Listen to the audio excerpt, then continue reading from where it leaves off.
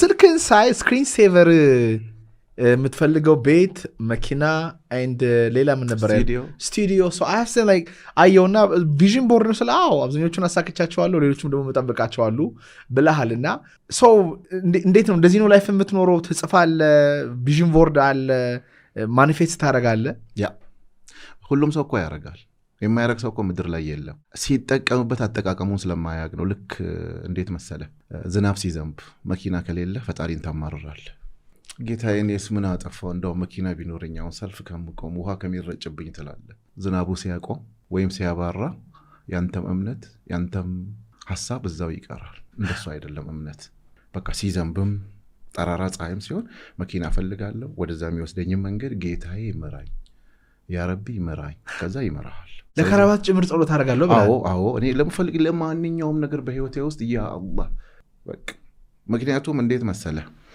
አንድ ነገር አለ የምትፈልገው ነገር ፈጣሪ ቢፈልግልህና አንተ የምትፈልገው ነገር ሁሌ ይገጥማል ወይ ይለያያል ምን ማለት ነው ለምሳሌ አንተ ጸሎትን ያካሄድከው ለከራባት ይሆንና ከነሙሉ ልብሱ ይሰጣል ፈጣሪ አይሳሳትም ይሄ ነው በትክክል ከጠየቅከው መጠየቅ ማለት ግን ጆሮህ ተደፍኖ ነው ዝም ብለህ እዛ ሙዚቃ እየሰማ እዚህ ጋር ምናምን እያልክ የሆነ ነገር እያልክ ሌላ ሐሳቦችን በትነህ አይደለም ሐሳብን ሰብሰብ አድርገህ ያ ረቢ የድሃ ጸሎት እኮ ቶሎ የሚሳካው ለምንድን ነው ድሃ ስል የቸገረው ሰው በቃ በደንብ የተጎዳ ሰው ወይንም ሳያጠፋ አጥፍታል ተብሎ ለሞት የሚፈለግ ሰው ጸሎቱ ቅርብ ነው ለምንድን ነው ምርጫ የለውማ ከልመና ፈጣሪውን ከመለመን ውጪ ምንም ምርጫ የለውም ያሳካዋል ካሳካው በኋላ ነው የሚረሳው ይተነፍሳል እኔ ብዙ ጊዜ እለዋለሁ ቦሌ መድኃኒዓለም ጸሎት አድርጎ ያገኝና ከዛ እዚህ ቦሌ ክለብ ነው የሚያጠፋው ተመስገን እንኳን አይለመጡ ባላንሱን ዜሮ አረገው እዛ so the thing is like ጸሎት ይሰራል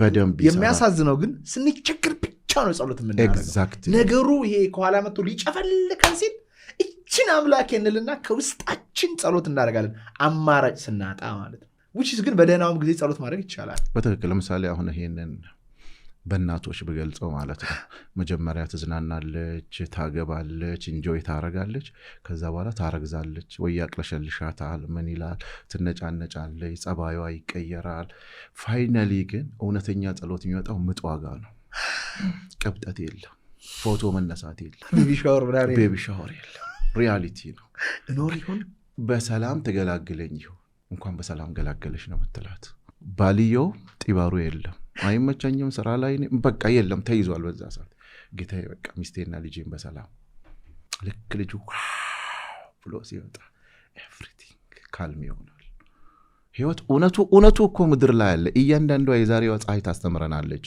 መማርን ስለማንፈልግ ነው መደበቅን ስራ አድርገን ነው የምንኖረው አንዳንዱ ከሀብታም ጋር አሸሸገዳሜ ስላለ ሀብታም የሆነ ይመስለዋል ጊዜው ካለፈ በኋላ ይነቃል አንዳንድ ሰው ከጎበዝ ጋር ስለሄደ ጎበዝ የሆነና ሳያጠና ወር ሳይሰራ ይመስለዋል ነው ፀሐይ ለሁላችንም እኩል ናት ማድረግ ያለብህን ነገር በትክክል ስታቀው ምንም ችግር የለው የኔና ያንተ አያት እዚህ ቦሌ መድኃኒዓለም አይደለም የተወለዱት ዛሬ ግን እኛ እዚህ ጋር ነን ርስታችን አይደለም ማሰብ ሰዎች እንደዚህ ነው ማሰብ ያለባቸው አንዳንድ ጊዜ ምን ይገጥመኛል ትሬኒንግ ሰጥ ወይ ከጓደኞቼ ጋር ሳወራ እኔ ዘመድ የለኝም ይላል በዘመድ ዓለም ላይ ያሳካ ሰው ስንት ሰው ነው ብዙ መጽሐፍ አንብበሃል ለብቻ ነው የሚነሱት ኖ በዘመድ ጥሩ ሀብታም ዘመድ ካለ የሆነ ቦታ ወስዶ ሊጋብዝ ምናምን ይችላል ህይወትን ግን አይለውጠው በምንም ተአምር አይለውጠው የታገሉ ሰዎች የሚፈልጉትን የሚያውቁ ሰዎች ሁሉ ጊዜ ህይወትን ይለውጣሉ ጸሎት አይሰማም ለሚሉ ሰዎች ምን የጸሎት ትርጉም ያልገባው ሰው ጸሎት ምንድነው ትርጉሙ ማመን ምንድነው መደፈን ምንድነው መደፈን ማለት ምንም ነገር ማትሰማ ትንፋሽህ ሰውነትህ ሁሉ ነገርህም እሱ ሲፈቅድልህ ብቻ ነው የምትኖረው ኖ ሪሞት ቆጣሪ የለህም ስለዚህ ብዙ ጊዜ ሰዎች ጸሎት ያደርጋሉ ግን በሚያዩት ችግር ይገደባሉ ወይም በሚሰሙት ነገር ይገደባሉ እንጂ የለመኑት ያልመጣውን ነገር እንደሆነ አድርገው በውስጣቸው አንግሰው በዛ አያምኑም እና ሁኔታው እንዲመራቸው ያደርጋሉ ሰውን አምነህ ለምን ፈጣሪን አታምነህ እዚህ ጋር ነው የጸሎት ክፍተት ያለው እኔ የሃይማኖት አባት አይደለም እስከ ገባኝ ነው ማውራው በእኔ እንደ ኡስታዝም አትውሰዱት እኔ ግን በገባኝ አንድ እውነት ልንገርህ ቃል ገባልሃለሁ ታምነኛለህ ፈጣሪ ለሰው ልጅ ሁሉ ቃል ገብቷል ለምን አታምንም ታዲያ አይፎን 17 ገዛልሃለሁ በዚህ ቀን ከሌሊቱ 9 ሰዓት ጠብቀኝ ስል ከሌሊቱ 5 ሰዓት ጀምሮ ቁጭ ብለህ ትጠብቀኛለህ ማምጣቴን ግን እርግጠኛ የሚሆነው ፈጣሪ ብቻ ነው አየህ ስለዚህ ለፈጣሪ ስትነግረው ማወላዳቱን ትተ እውነተኛውን ነገር ለምን አትነግረውም በቃ የለህም አይደል የለህማ እመና ሰማይ ምድር የፈጠረው አለ አይደል ለምን አታምነው አንዳንድ ጊዜ እንዴት መሰለህ ብዙም ፍልስፍና እንዳይመስል የማትወደው ሰው ውስጥ በረከት ይኖራል የማትወደው ሰው ውስጥ ወይም አይመቸኝም ባልከው ውስጥ ሊረዳህ የሚመጣ ሰው አለ ስለዚህ ህሊናህን ክፍት አድርግ በረከት በዛ በኩል ሊመጣ ይችላል ንጹህ መሆን ለምሳሌ እኔ ማንኔ እንደዚህ ነው ኖ እኔ ጋር ነው ችግሩ ያለው አብዛኛው ሰው ምንድነው የሚያደርገው ወደ ሰዎች መጠቆም መቼም ትምህርት ቤት ተምረን ያለፍነው ሁላችንምና ስደፍነው እኮ እኔ ድሮም እኮ ይሄ ትምህርት ይመቸኛል እኮ ቀላል ነው አስተማሪው ራሱ ደስ ሲል ትላለ 4 ከ10 ስታመጣስ ቆሌው ራሱ ሲደብር ደግሞ ማስተማር የማይችል አስተማሪ ስትደፍን አንተ ስትሳሳት አስተማሪው ይሄ ነው እኮ የህይወት አሁን እያንዳንዱ ነገር ላይ አብዛኞቻችን እኮ ወደ ሰው ነው የምንጠቆመው ስለዚህ ሁሉ ጊዜ ሜትሮሎጂን አይደለም መከተል ያለብህ ልብህን ነው ውስጥ so like አንተ ምን የሚገርም ነገር አሳክታል እንደዚህ ባለ በእምነት ምን አሳክታል I believe እኔ ሙሉ ህይወቴን በዚህ ነው መመራው ሙሉ ህይወቴን ምንም ነገር ይችን ማይክ እንኳን ካለ እምነት አላገኘሁም በምንም ታር ሰው ግን ምን ያስደነገጠ ነገር ምን አሳክታል አንድ ባንክ መስራች ነኝና ባንክ መስርተን ራሚስ ባንክን መስርተን መስራች ነን ግሩፕ ነን እንደዚህ ሰብሳቢው ወንድሜ ጓደኛ አብዱ ጀዋድ ነው እንደዚህ ቁጭ ብለን የአባቶቻችን ጓደኞች ናቸው ባንኩን የመሰረቱት ገፉና እኛ ጋር ሲደርስ አሁን ተራው የናንተ ነውና አሻግሩት ተባልን አልহামዱሊላህ ፈጣሪ መረዳን ባንኩ ተመሰረተ ግን መሐል ላይ የገጠመንን ማለት ነው እንደዚህ ቁጭ ብለን ምን ይላል እሱ የመጀመሪያ ማለ ወላሂ እንደዚህ እናሳካለን አለ እኔ እርግጠኛ ነኝ አልጠራጠርም አልኩት ሄድን ማሳካቱ ጋር ብዙ ጣውረድ ነበረ መጨረሻ ላይ የምስረታው ቀን ላይ ደረስንና የምንፈልገው ደረጃ አሟልተን ኮት ለማምረጥ ሙሉ ልብስ ለማምረጥ አሁን አዘጋጅተናል ጨርሰናል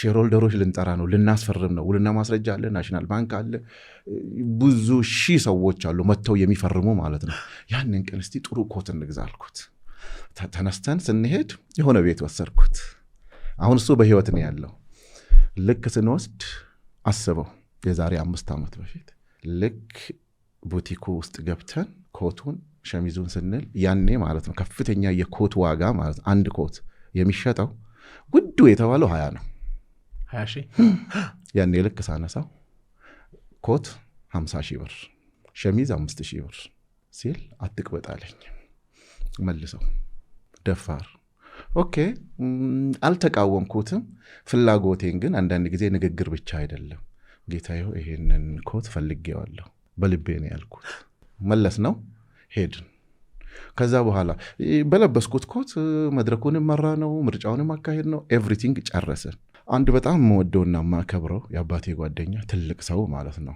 አሁንም አዴሮ ነው ምንለው ዛ አዴሮ ማለት ድሬዳዋ አካባቢ ኤቭሪባዲ አባቴ ጓደኛ ሁሉ አጎት ነው የእናቴ አክስት ናት ይሄ በስም በመና መጠራት የለም በቃ ሁሉ ሰው የደም አጎትነት ያህል ነው እነሱ የሚቀርቡ ሽልማት አለኝና ልሸለም ነውና ከፍተኛ ግብር ከፋይ ነኝና ቆንጆ ኮት የሚሸጥበት ቦታ አንተ ነው የምታውቀውና ዘናጭ አንተ አይደለም ብሎ ይዞኝ ሄደ የት ወሰድኩት ራሱ ኮት ቤት እዛ ኮት ቤት ለኔ አይደለም ለሱ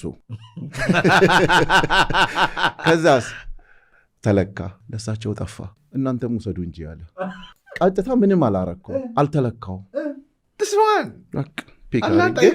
በቃ ጠይቄዋለሁ አላህን መጠየቀው አንዳንዴ አይወራም እንጂ ብዙ ነገር በህይወቴ ውስጥ እኔ ያላስ አላህን ለምኜ ያጣሁት ነገር የእውነት ልንገራቸው አይደለም የለም ለጫማ ዱዓ አደርጋለሁ ለከረባት አላጣሁትም ይሄው ፎአያለሁ ተመስገን አንዳንድ ጊዜ እንትን የተለየ ባሪያ ሆኜ አይደለም ህይወት ግን በትክክል ስትገባ የምትፈልገው ነገር ላይ ፎከስ አርክ ጸሎት ፎከስ ነው በነገራችን ላይ ኖ እና ገርል ፍሬንድህን እያሰብክ መርካቶ እያሰብክ የጠፋብህን ዕቃ እያሰብክ ፈጣሪ ጋር ልታወራ ኧረ ፖሊስ ቆም ሲልህ እኮ ቀጥ ብለህ ነው የምትቆመው ፈርተህ ሰማይ ፍድር ለፈጠረው ለምን ቀጥ ብለህ አትቆምም በቃ ተቸግረሃል አይደል ለዚህ እኮ ነው የተቸገሩ ሰዎች ለምሳሌ ቴክት ብዙ ኢትዮጵያኖች ውጭ ሀገር ስትሄድ አናግራቸው ለግድያ ሲፈልጉ ነው አንዴ ያፓ አንዴ ምን በቃ እንዴት እንደወጣ አያውቅም በእግሩ የወጣ ምን የመጣ አሜሪካ ነው ከዛ በኋላ መጥቶ ካለፈ በኋላ ነው ያው መዘባነኑ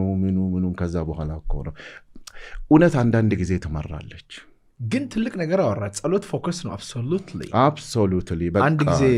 አንድ ጊዜ ንጉሥ አፄ ቴዎድሮስ በጣም በነበሩ ሰዓት እንግዲህ በጣም ቆራጥ ቪዥነሪ ሊደር ናቸው እንደምታውቀው ማለት ነው። እና በጣም ከጊዜያቸው ቀድሞ የተፈጠሩ ሰው ናቸውና እና ካህናቱን አዩና እናንተ ካህናት እናንተ ምን ፈራችሁ እኮ በጣም አተኩራችሁ አምላክን ማውራት ስለምትችሉ ነው። የዘንድሮ ካህናት ግን ይሄ ፎከስ ይሄ ትኩረት የላችሁ። እዚህም እዛም ስትሉ ይታያል። ከእናንተ መካከል ማን ነው አተኩሮ አቡነ ዘበሰማያት ወይም አባታችን ወይም ብቻ ሌላ ነገር ሳያስብ ላለ ሰው ፈረሴን እሰጠዋለሁ ይላሉ። አንደኛ ወጣት ካህን ፈጥኖ ይኸው እኔ ጃኑ እስቲ በላል አቡነ ዘበሰማያት አስቆሙትና ማን ላይ ሌላ ነገር አላሰብክም?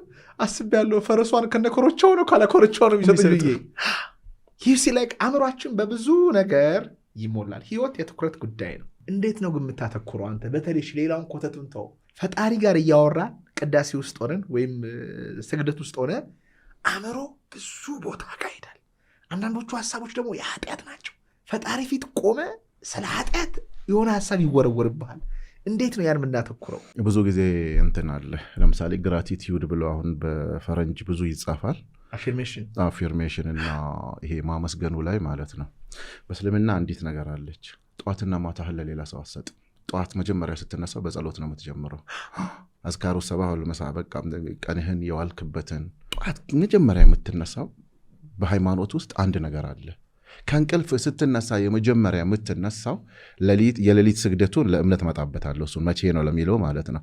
ጠዋት ስትነሳ የመጀመሪያ የምታደርገው ፈጣሪ ማናገር ነው። ወይም ስልክህን ብድግ አድርገህ ማድረግ አይደለም። እዛ ጋ ነው የሚጀምርህ ማለት ነው ቀንህ። ጠዋቱ የተበላ ሰው ቀኑ ሙሉ ይበላል። ጠዋት 10 ሰዓት ተኩል 11 ተኩል ላይ ስትነሳ ለሰላት ነው የምትነሳው። አሁን ምርጫው እዚህ ጋር ነው። ስትነሳ ቲክቶክ አይተህ መሄድና የማይሆን ነገር አምሮህን ይዘህ መሄድና ቀጥታ ወደ ፈጣሪ መሄድ።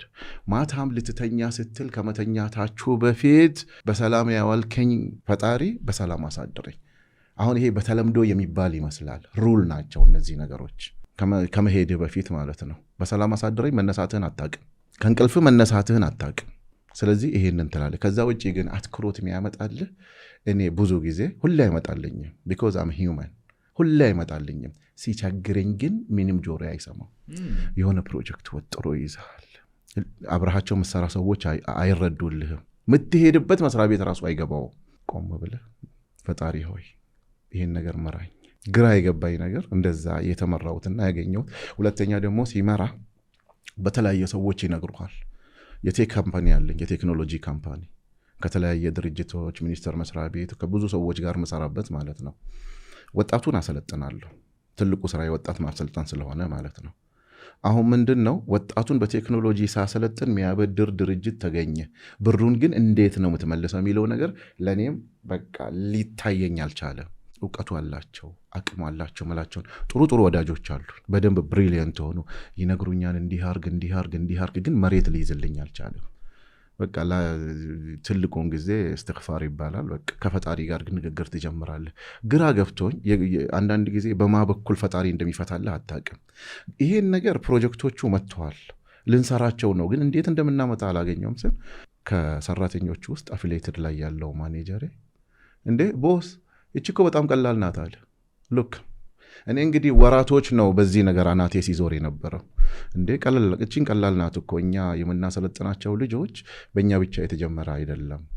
አፊሊየትድ ማርኬቲንግ እና ጉግል አድስ በትራፊክ የሚሰራና ስልጣኑን በትክክል ከሰጠናቸው ለአገር ዶላር ያስገባሉ፣ ለራሳቸው ስራ ይፈጥራሉ። ሲገቡ ግን ብሩን ቆርጠን የተበደሩትን መመለስ እንችላለን አለ። ለጥብየተኛ አስበው፣ ምንም ያላሰበ ዝም ብሎ አንድ ሰው ፈጣሪ ይልክልሃል። አንተ ግን አውጥተህ አውርደህ ስበህ አናትህ ይፈነዳል። ለዚህን ሁልጊዜ ጸሎት ስታደርግ በማ በኩል መልሱን እንደሚነግርህ አታውቅም። ብዙ ጊዜ ባልጠበቅከው ሰው ወይንም ኢቭን በምትጠላው ሰው በረከትህ እዛ ውስጥ አለ ያልኩ። ከሰው ለመቀበል ሁሌ ዝቅ በል፣ ጆሮ ስጠው፣ አትኮፈስ። ስንት ሰዓት ነው ጠዋት የምትነሳው? ጠዋት ኦልሞስት ከዘገየው 11 ሰዓት። What do you mean? 11 ሰዓት ለሰላት ትነሳለህ። ከዘገየው 11 ሰዓት ነው ተነሳው እኮ ከዘገየ 11 ሰዓት ካልዘገየው ኦልሞስት አንዳንዴ ከ8ም ከ9ም ጀምሮ አንዳንድ ጊዜ በጣም ማይንድ ፕሮሰስ ቢዚ ሲሆን ከራስ ጋር ታወራለህ። በቀን ሰዓት ተኛለህ? እኔ በሱ ነገር አላምንበትም። በጣም በምድር ላይ ከሚያስደስተኝ ነገር አንዱ እንቅልፍ ነው። ሐሙስ ተኝቼ ሰኞ ልነሳ እችላለሁ። ኖ ዌይ። ሳላገባ በፊት ነው የምነግርህ። ሳላገባ በፊት ቤቴ ላይ ማለት ምግብ ፍለጋ ምናምን አልወጣም። ሰግጄ ተነስቼ እዛው በጣም በጣም በጣም እንቅልፍና ጨዋታ ከሚወዱ ሰዎች አንዱ ነኝ። እሺ ስልሽ ሐሙስ ተኝቼ እንግዲህ ሰኞ ሐሙስ ፀሐይ ሳይነካኝ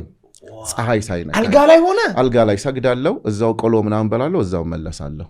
እና ሰውነቱ ትክክል ኦፕሬት ያደርጋል። ይኸው እንሞክር። ይኸውልህ ኧረ ወጣቶች እንዳሰሙ ሳይሆን ሁሉም የራሱ አለው። በጣም ደስ ከሚሉኝ ነገር መተኛት ነው። በጣም በቃ ምናልባት አሁን ላይቭ ሆነ እንጂ ፖድካስት ሆነ እንጂ እዚህ ጋር ብተኛውን ማንኮራፋት ይችላል። የእንቅልፍ እጦት የለብኝም። በጣም የሚያስደስተኝ ነገር እንቅልፍ ነው።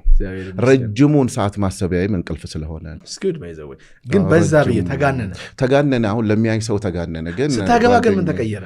አይ ትዳር መቼስ ግን ኖ እንደ ትዳር ጥሩ ነገር የለም። አግባ።